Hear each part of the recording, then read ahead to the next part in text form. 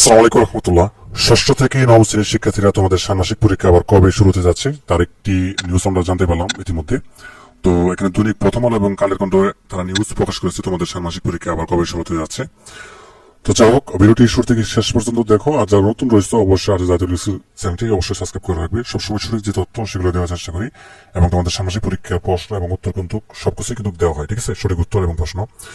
তো যেটা বলতেছিলাম, তোমাদের ষান্মাসিক পরীক্ষা এখনো যেহেতু 6টি পরীক্ষা বাকি আছে, এই 6টি পরীক্ষা আসলে কবে হবে তার কিছু নোটিশ আসলে প্রকাশ করা হয়েছে। মূলত 17 থেকে জানতে পেরেছি।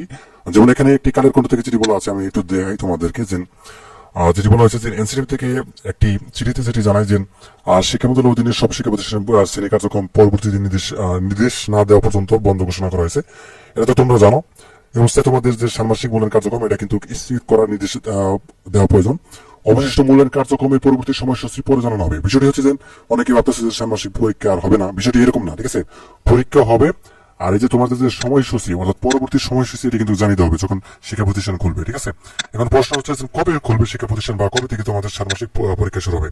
তো প্রথম আলো থেকে যেটি বলা হচ্ছে যে এর ফলে বিদ্যালয়গুলো চলমান মাধ্যমিক পর্যায়ে ষান্মাসিক পরীক্ষা বন্ধ হয়ে গেছে।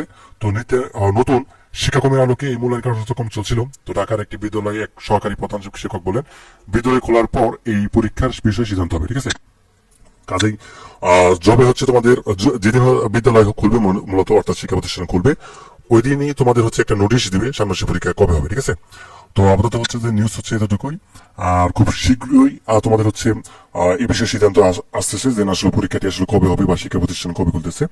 তো আশা করি বিষয়টি বুঝতে পারছো। আপাতত আপডেট হচ্ছে এতটুকুই। ধন্যবাদ সবাইকে ভিডিও দেখার জন্য। আল্লাহ হাফিজ।